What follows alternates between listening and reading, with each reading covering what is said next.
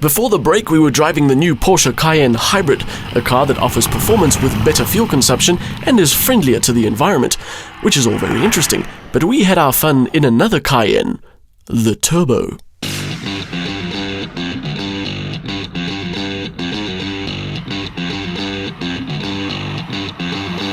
Powering this version is a very pretty 4.8-litre V8 twin-turbo with 368 kilowatts and a massive 700 newton meters.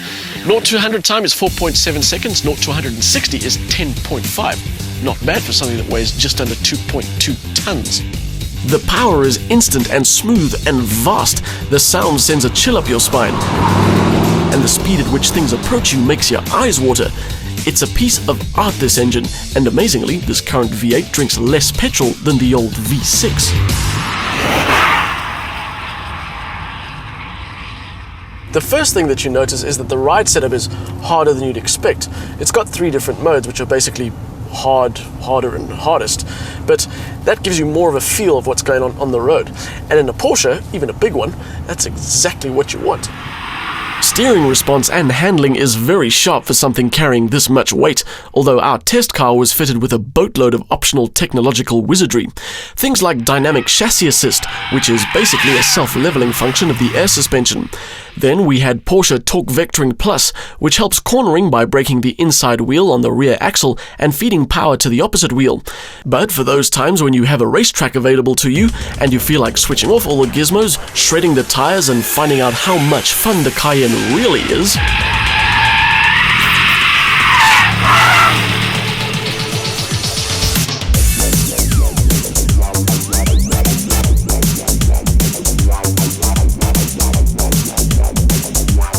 the track at the Porsche factory in Leipzig is a collection of the 10 best corners from racing circuits around the world. And if that prospect isn't enough to put a smile in your face, then going around the track in a Cayenne, mostly sideways, definitely will.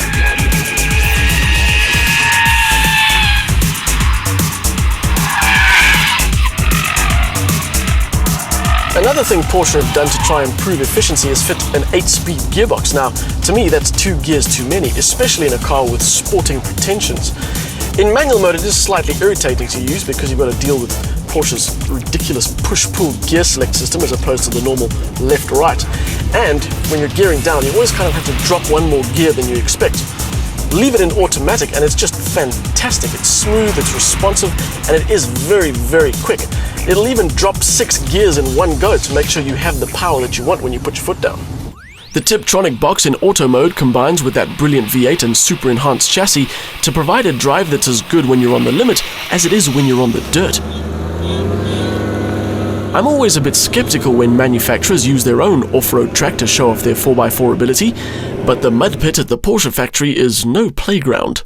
Well, I know not many Santon housewives would think so, and probably not many Cayenne owners would, but the fact of the matter is it really doesn't mind getting dirty. It doesn't mind a bit of rough and tumble dirt roads, and it can actually handle things like that, an 80% gradient. It'll handle some pretty rough terrain, this Cayenne, and the 8-speed gearbox comes into its own here. Matched to the prodigious power of the V8, there's no need for a low-range gearbox. The first few gears transmit enough torque effectively to get through most obstacles. The air suspension system allows you to raise the ride height. It has hill descent control, and all of its systems combined mean you'll be able to handle just about any driving condition. Certainly more than you're likely to encounter in the suburbs anyway.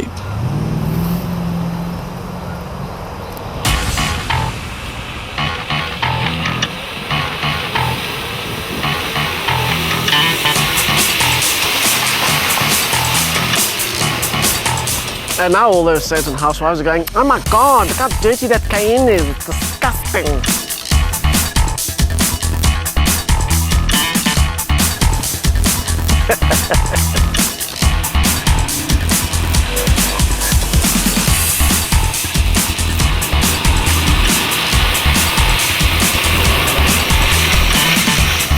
When I arrived in Leipzig, I was immensely happy to have been able to visit one of the shrines to the religion of cars, but at the same time I was very, very worried that the Cayenne was going to be horrible.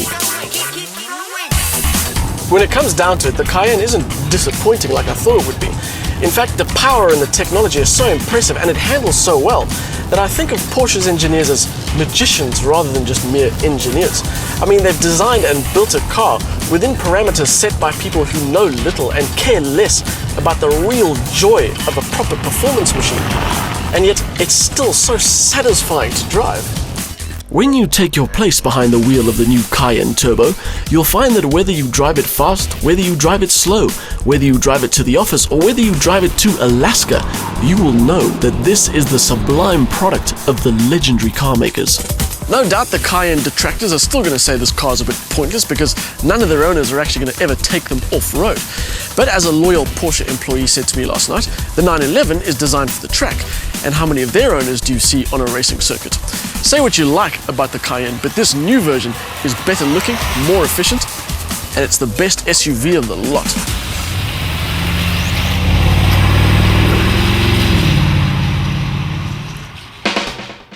The top-end Cayenne Turbo has the power and torque of a thoroughbred sports car, linked to the versatility, space and all-terrain talent of an SUV.